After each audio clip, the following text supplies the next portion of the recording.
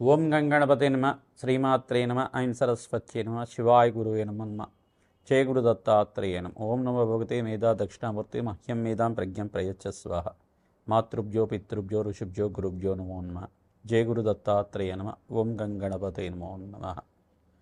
YouTube ప్రేక్షకులందరికీ కూడా నమస్కారం అండి. నా పేరు పాలపర్తి గురునాథ్ శర్మ, జ్యోతిషం వాస్తు సిద్ధాంతిని.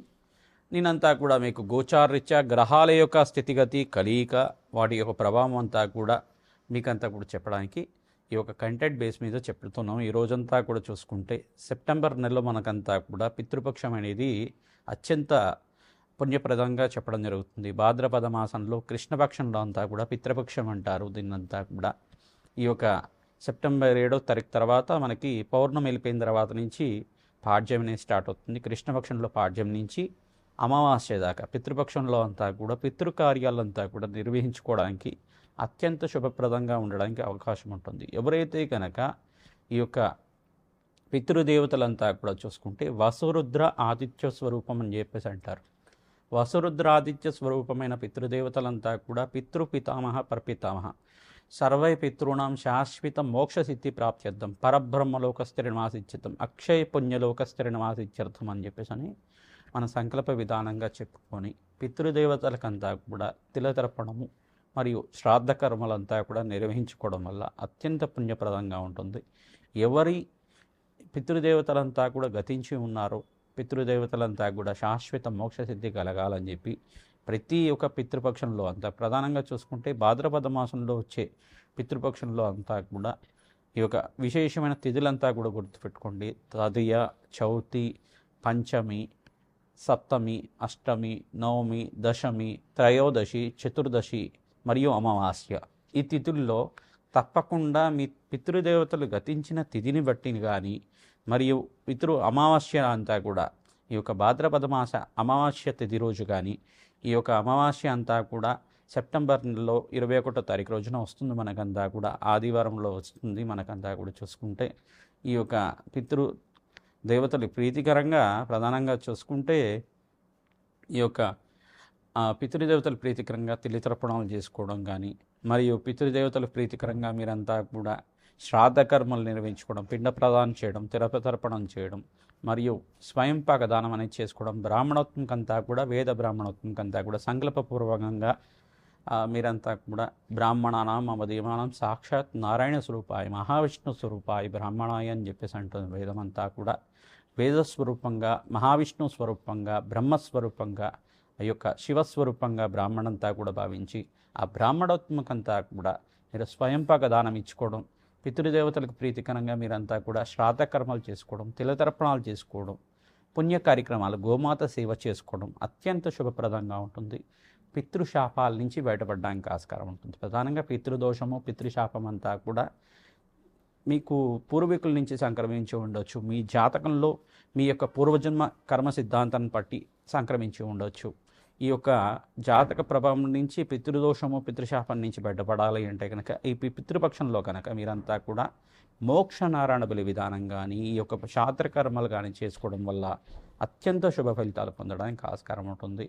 ఈ యొక్క కొంతమంది ఏం చేస్తారంటే పుణ్యక్షేత్రాలంతా కూడా బ్రాహ్మణ సమారాధన చేస్తుంటారు, అన్నదానం చేస్తుంటారు. దేవాలయ ప్రాంగణంలో అన్నదానం చేయడం వల్ల, పితృదేవతలకు ప్రీతికరంగా అన్నదానం చేయడం వల్ల అత్యంత శుభమైన ఫలితాలు, కోటి యజ్ఞాల ఫలితం కలుగుతుందన్నమాట. యజ్ఞాలు చేసుకున్న ఫలితం అంతా కూడా పితృదేవతలకి తిలితర్పణాలు చేయించడం వల్ల అత్యంత శుభప్రదంగా ఉంటుంది. మనకంతా కూడా చూసుకుంటే ఈ యొక్క పితృదోషం అనేది ఏ రకంగా వస్తుందంటే ప్రధానంగా లగ్న చక్రవశాత్తు ఈ యొక్క అష్టమ స్థానాల్లో కానీ నవమ స్థానంలో కానీ రాహు కానీ కేతు కానీ ఉంటే కనుక ఈ యొక్క పితృదోషం అని చెప్పేసి అంటారు. లగ్న చక్రవశాత్తు మరియు ఈ యొక్క చతుర్థ స్థానం అంటే నవమ స్థానం పితృస్థానం అని చెప్పేసి అంటారు. ప్రధానంగా అష్టమ స్థానం ఆయుస్థానం అని చెప్పేసి అంటారు. ఈ స్థానాల్లో కనుక రాహు కేతులు కానీ ఉండి మరియు ఇక నవమ స్థానంలో కనుక రాహు కానీ కేతు కానీ ఉంటే మరియు శనీశ్వరుడు ఒక వీక్షణ, పరస్పర వీక్షణ అంతా కూడా సూర్య భగవానుడి మీద ఉంటే కనుక శనీశ్వరుడికి 3 దృష్టిలు ఉంటాయి అన్నమాట. త్రిపాద దృష్టి, సప్తమ దృష్టి, దశమ దృష్టి అనేది ఉంటుంది.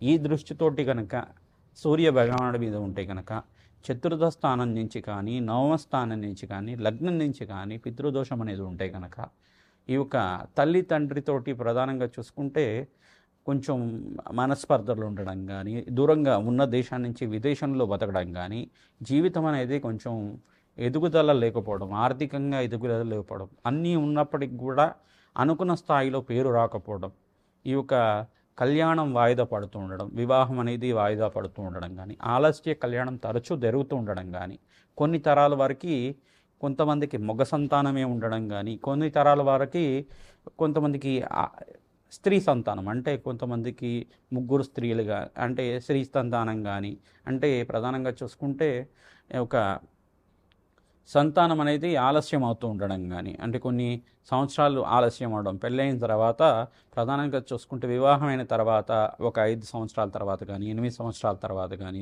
సంతానం అవుతూ ఉండడం కానీ, మిస్క్యారేజెస్ అవుతూ ఉండడం కానీ ఇట్లాంటివి జరుగుతూ ఉంటాయి అన్నమాట. పితృదోషం పితృశాపం ఉంటే కనుక పితృదేవతల ఆశీర్వాదం వరకే మనకంతా కూడా సంతాన యోగం సిద్ధిస్తుంది, వంశాభివృద్ధి కలుగుతుంది. ఇది అందరూ కూడా గుర్తుపెట్టుకోవాల్సిన విషయం. పితృదేవతల ఆశీర్వాదం ఉంటేనే వాళ్ళ అంశగా, వాళ్ళ యొక్క ప్రీతికరమైన అంశగా ఈ యొక్క సంతాన యోగం కలగడం, ఆ వంశాభివృద్ధి కలగడానికి కారకుడుగా జనించడం, మీకంతా కూడా జనించడం జరుగుతూ ఉంటుంది. పితృదేవతల ఆశీర్వాదం కొంతమంది పిల్లలు చూస్తే పూర్వీకుల యొక్క తాత ముత్తాతల యొక్క పోలిక ఉందని చెప్పేసి పోలిక చూసుకుంటూ ఉంటారు. వాళ్ళ గుణగణాలు కూడా వచ్చే విధంగా ఉంటుంది. వాళ్ళ గుణగణాలు కూడా ఈ యొక్క మీ తాతగారు ఈ రకంగా చేశారు, ముత్తాతగారు ఈ రకంగా చేశారు అని చెప్పేసి చెబుతూ ఉండడం కానీ జరుగుతూ ఉంటుంది. తద్వారా మీకంతా కూడా శుభమైన ఫలితాలు వచ్చే విధంగా ఏం పరిష్కారం చేసుకోవాలి, ఈ మహాలయ పక్షం అని చెప్పేసి అంటారు, మహాలయ పితృపక్షం అని చెప్పేసి అంటారు.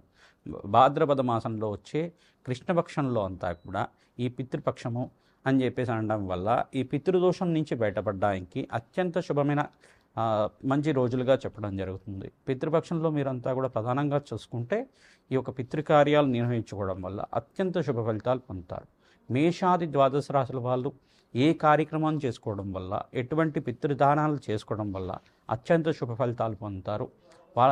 వ్యాపారం అభివృద్ధి కావాలన్నా, మరియు వంశాభివృద్ధి కావాలన్నా, శీఘ్ర కళ్యాణ యోగం కావాలన్నా పితృపక్షంలో తప్పకుండా మీ యొక్క పితృదేవతలు గతించి ఉన్నవాళ్ళు తప్పకుండా మీరంతా కూడా తెల్లతర్పణాలు చేసుకోవడం, శ్రాద్ధకర్మలు ఆచరించుకోవడం, మరియు వసరుద్ర ఆతిథ్య స్వరూపంగా ఉన్న పితృపితామహ ప్రపితామహ ఎవరైతే గతించి ఉన్నారో, గతించి ఉన్న పూర్వీకుడి యొక్క సంబంధకానం అంటే బంధువులు ఎవరైతే గతించి ఉన్నారో వాళ్ళ పేర్ల మీద తర్పణాలు చేయడం, మీ పితృతిథి ఏదైతే ఉందో ఆ తిథి రోజున పితృదేవతలకు ప్రీతికరంగా ఈ యొక్క శ్రాద్ధ కర్మలు నెరవేర్చుకోవడం. అమావాస్య రోజునైతే కనుక ఎవరైతే గతించి ఉన్నారో పుణ్యలోకాల్లో ఉన్నారో వాళ్ళకంతా కూడా స్వర్గరకంలో స్థిరనివాసం ఉన్న పూర్వీకుల యొక్క పేర్లు చెప్పి వాళ్ళ యొక్క పేరు మీద అంతా కూడా తిలతర్పణాలు చేసుకోవడం, తద్వారా వంశాభివృద్ధి కలుగుతుంది. తద్వారా మీకు అంతా కూడా చతుర్దశి తేదీ రోజునంతా కూడా కొంతమంది ఋషి తర్పణాలు అని చెప్పేసి చేస్తూ ఉంటారు. ఇవన్నీ కూడా ఉంటాయన్నమాట. తర్వాత తర్పణాలు అని చెప్పేసి అన్నప్పుడు మనకి ప్రధానంగా అగ్నిదేవుడికి ఈ యొక్క 2 భార్యలు అని చెప్పేసి చెప్పడం జరుగుతుంది. స్వాహాదేవి స్వదాదేవి అని చెప్పేసి అని ఈ యొక్క స్వదాదేవి అంతా కూడా పితృస్థానానికి అధిష్టాన దేవతగా చెప్పడం జరుగుతుంది. స్వదాదేవి ఆరాధన చేయడం వల్ల పితృదేవతలకు అత్యంత ప్రీతికరంగా పొంది పితృదేవతలంతా కూడా స్వర్గలోకంలో, వైకుంఠలోకంలో, బ్రహ్మలోకంలో, ఊర్ధ్వలోకంలో, పుణ్యలోకంలో స్థిరనివాసంగా ఉండడానికి ఆస్కారం ఉంటుంది. శాశ్వత శివలోక ప్రాప్తి కలగడానికి ఆస్కారం ఉంటుంది. మోక్షసిద్ధి కలగడానికి ఆస్కారం ఉంటుంది. మనం చేసే పితృకార్యాల వల్లే పితృదేవతలకంతా కూడా ఆఖరి దప్పికలు లేకుండా ఉండడం, సకాలంలో వాళ్ళకి భోజనం అందడం కానీ జరుగుతూ ఉంటుంది. ప్రతిరోజు కూడా ఈ యొక్క అపరాహ్న కాలం అనేది ఉంటుంది. ప్రతిరోజు కూడా చూసుకుంటే 12 గంటల నుంచి 1:30 సమయం వరకు కానీ, 12:30 నుంచి మనకి 3:30 సమయం వరకు పితృపక్షం అని చెప్పేసి అంటే అపరాహ్న కాలం అని చెప్పేసి అంటారు. 12:30 దాటిన తర్వాత అది అపరాహ్న కాలం అంటారు. ఈ అపరాహ్న కాలంలో అంతా కూడా పితృదేవతలు మీ యొక్క గుమ్మం ముందు వచ్చి ఉంటారు. వాళ్ళంతా కూడా మీరు పితృకార్యాలు ఏమైనా చేస్తున్నారా, వాళ్ళ ప్రీతికరంగా ఏమైనా వంటకాలు ఏమైనా చేసి వాళ్ళకి నివేదన చేస్తున్నారా, లేదు వాళ్ళని తలుచుకుంటున్నారా అని చెప్పేసి అని చూస్తూ ఉంటారనమాట. మీరు ఏం చేయాలంటే ప్రతిరోజు కూడా ఏదో ఒక సమయంలో ఈ యొక్క మధ్యాహ్నం పూట 12:30 దాటిన తర్వాత పితృదేవతలు తలుచుకోవడం కానీ, వాళ్ళకి నమస్కారం చేసుకోవడం కానీ, గతించి ఉన్న వాళ్ళకి ప్రధానంగా వాళ్ళకి నమస్కారం చేసుకోవడం కానీ చేస్తూ ఉంటే కనుక పితృదేవతలకు ప్రీతికరంగా వాళ్ళకి ఇష్టమైన వంటకాలు నివేదన చేసి మీరు ప్రసాదంగా భుజిస్తూ ఉంటే కనుక పితృదోష నివారణ జరుగుతుంది. ఎవరికైతే శీఘ్రంగా కళ్యాణ యోగం కావాలనుకుంటే కనుక వీళ్ళంతా కూడా పితృదోష నివారణార్థం ఈ యొక్క శ్రాద్ధ కర్మలన్నీ కూడా దోష నివారణ పూజలన్నీ కూడా చేసుకోవడం వల్ల అత్యంత శుభ ఫలితాలు పొందడానికి ఆస్కారం. సంతాన యోగం, శీఘ్ర సంతాన యోగం కలగడానికి, ఆలస్య వివాహాల నుంచి బయటపడడానికి, పితృదోషాలు పితృశాపాల నుంచి బయటపడడానికి, మాతృమూలకరమైన పితృదోషం నుంచి బయటపడడానికి ఈ యొక్క పితృపక్షం శ్రేష్టమైన పుణ్యపక్షంగా చెప్పడం జరుగుతుంది. పుణ్యక్షేత్రాల్లో కనుక శ్రాద్ధకర్మలు ఆచరించుకోవడం అంటే మనకి సప్తపుణ్యస్థలాలు అని చెప్పేసి అంటారన్నమాట. ఈ యొక్క పుణ్యస్థలాల్లో అంతా కూడా ఆచరించుకోవడం, అనంత పుణ్యప్రాప్తి కలిగే విధంగా చేసుకోవడం, ఈ అయోధ్య, కాశీ, ఈ యొక్క మధుర మరియు ఈ యొక్క పాదగయ అని చెప్పేసి అంటారు. గయాస్థానంలో అంతా కూడా పితృశాస్త్ర కర్మలు ఆచరించుకోవడం, బ్రహ్మకపాల దగ్గర అయినా కానీ, విష్ణుపాదం దగ్గర అయినా కానీ, బీహార్ దగ్గర ఉంటుంది. ఆ ప్రాంతం దగ్గర పిఠాపురం దగ్గర చూసుకుంటే పాదగయ ఉంటుంది, కుక్కుటేశ్వర క్షేత్రం దగ్గర ఉంటుందన్నమాట. ఈ శ్రాద్ధ కర్మలు చేసుకోవడం. తెలంగాణ రాష్ట్రంలో చూసుకుంటే మనకి అల్లంపూర్ జోగులాంబ క్షేత్రం దగ్గర కూడా చేస్తూ ఉంటారు. ఈ శ్రాద్ధ కర్మలు ఆచరించుకోవడం, పిండ ప్రదానం చేయడం, నదీ ప్రవాహ ప్రాంతంలో అంతా కూడా చేయడం వల్ల అత్యంత పుణ్య ఫలితాలు పొందుతూ ఉంటారు. మీకంతా కూడా సకల గ్రహదోష నివారణ కలిగి పితృదేవతల శాంతి కలిగే విధంగా ఎటువంటి పరిష్కారాలు చేసుకోవాలి, ఈ యొక్క పితృదేవతలంతా కూడా మోక్షస్థానాన్ని కలిగే విధంగా ఎటువంటి పరిష్కారం చేసుకోవడం వల్ల అత్యంత శుభ ఫలితాలు పొందుతారో తెలుసుకుందాం. మిథున రాశి జాతకులకి ఈ యొక్క గోచార చక్రవశాత్తు ప్రధానంగా చూసుకుంటే మీ జాతకంలో పితృదోషం పితృశాపం ఉందా లేదో చూసుకోవాల్సి ఉంటుంది. తద్వారా పితృదోషం ఉందో లేదో నిర్ధారణకు వచ్చిన తర్వాత ఈ యొక్క మహాలయ పితృపక్షం అని చెప్పేసి అంటారు. భాద్రపద మాసంలో కృష్ణపక్షాన్ని అంతా కూడా మహాలయ పక్షము పితృపక్షం అని చెప్పేసి అంటూ ఉంటారు.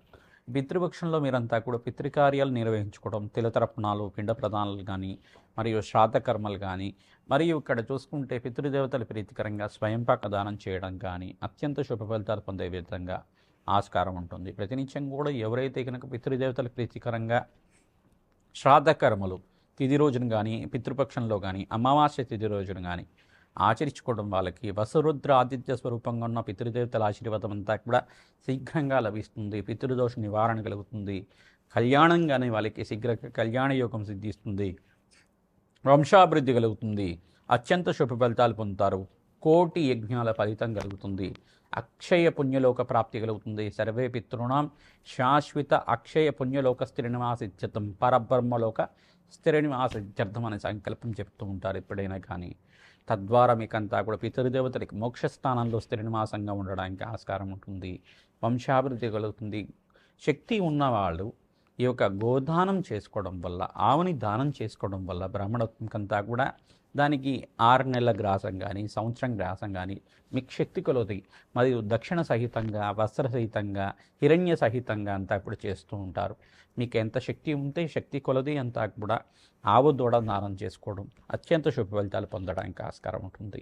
మరియు ఎవరైతే కనుక అనాథాశ్రమంలో కానీ, బీదవాళ్ళకు కానీ, దేవాలయ ప్రాంగంలో కానీ ఈ యొక్క అమావాస్య పౌర్ణమి తిథుల్లో అంతా కూడా అన్నదానం చేస్తూ ఉంటారు. పుణ్యక్షేత్రంలో అంతా కూడా అత్యంత శుభ ఫలితాలు పొందడానికి ఆస్కారం ఉంటుంది. అవకాశం ఉన్నవాళ్ళు ఎవరు పితృదేవతలు అయితే గతించి ఉన్నారో, పుణ్యలోకంలో ఉన్నారో వాళ్ళ ప్రీతికరంగా మీరంతా కూడా శక్తి కొలది మీరు అన్నదానం చేస్తూ ఉండాలి.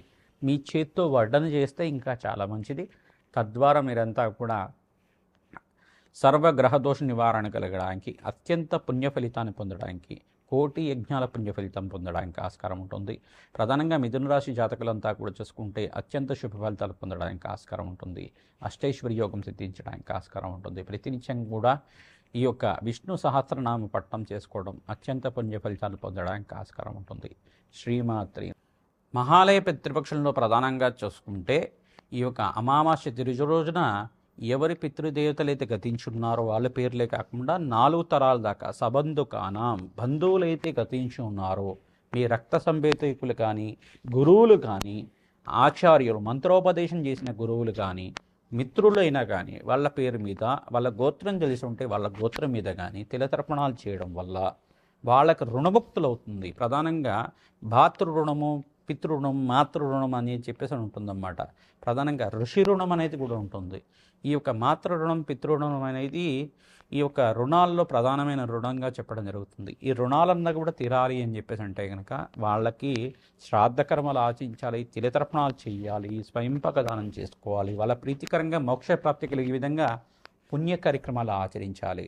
ఎవరి జాతకంలో కనుక పితృశాపము పితృదోషం ఉంటే కనుక తప్పనిసరిగా మీరంతా కూడా జాతకం అంతా కూడా జ్యోతిష పండితులతో చూపించుకొని మీరంతా కూడా పితృదోష నివారణార్థం మోక్ష నారాయణ విధానం తిలహోమము మరియు శాంతి హోమాది కార్యక్రమాలు ఆచరించుకోవడం ప్రధానంగా చూసుకుంటే ఎవరైతే కనుక ఈ యొక్క దోషం నుంచి పీడిస్తున్నారో ప్రధానంగా బాధపడుతున్నారో వాళ్ళకంతా కూడా వంశాభివృద్ధి ఆలస్యంగా అవ్వడం కానీ, కళ్యాణం ఆలస్యంగా అవుతుండడం కానీ, మనశ్శాంతి లోపం ఉండడం కానీ, ఎంత సంపాదించినప్పటికీ కూడా అనుకున్న స్థాయిలో మీకంతా కూడా మంచి గుర్తింపు లేకపోవడం కానీ జరుగుతూ ఉంటుంది. ఈ దోషాలకంతా కూడా ఏ ఒక కారణాలు కారకత్వాలు చెప్తూ ఉంటారు.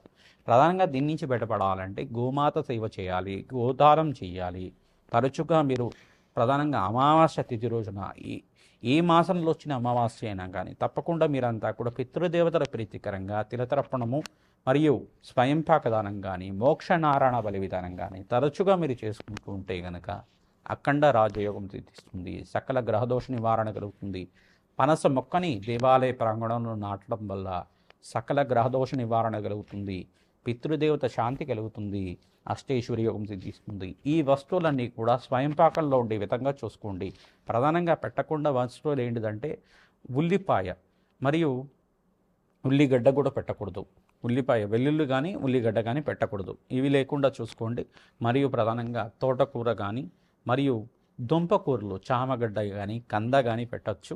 మరియు కూష్మాండం తెల్ల గుమ్మడికాయ కానీ ఎరుపు రంగు గుమ్మడికాయ కానీ దానం చేసుకోవడం వల్ల అఖండ పుణ్యయోగం సిద్ధిస్తుంది. ప్రధానంగా పప్పు ఉప్పు చింతపండు పెడుతూ ఉంటారు, లవణ దానం చేస్తూ ఉంటారు. ఇవన్నీ కూడా చేయవచ్చు. ఇవన్నీ కూడా ఈ యొక్క ప్రధానంగా స్వయంపాకంలో ఏదైతే ఈ యొక్క బ్రాహ్మణోత్వం అంతా కూడా వండుకునే విధంగా ఉంటాయి వస్తువులన్నీ కూడా ఈ యొక్క దానాల్లో అంతా కూడా శ్రేష్టంగా అన్నదానం కాబట్టి ఈ అన్నదానం కోసం అంతా కూడా మీరు దానం చేసుకోవడం వల్ల అఖండ పుణ్యయోగం వస్తుంది.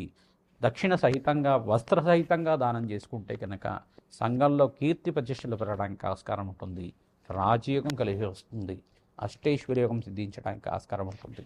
స్వయంపాకంలో 5 రకాల కూరగాయలు కానీ 6 రకాల కూరగాయలు కానీ పప్పు ఉప్పు చింతపండు ప్రధానంగా దానం చేసుకోవడం కానీ ఈ యొక్క స్వయంపాకంలో ప్రధానంగా అన్నదాన నిమిత్తం అంతా కూడా బియ్యాన్ని దానం చేసుకోవడం కానీ చేస్తూ ఉండడం, వస్త్రదానం చేయడం వల్ల ప్రధానంగా చూసుకుంటే అష్టైశ్వర్య యోగం సిద్ధించడానికి, పితృదోష నివారణ కలగడానికి, అంటే దోషం నుంచి బయటపడి మీకంతా కూడా పితృశాపాన్ని నుంచి బయటపడడానికి ఆస్కారం ఉంటుంది. ప్రధానంగా మీకంతా కూడా పితృదేవతలు శాంతి కలగడానికి, మోక్ష సిద్ధి కలగడానికి, శాశ్వత పరబ్రహ్మంలో ఒక స్థిర నివాసం కలగడానికి ఆస్కారం ఉంటుంది.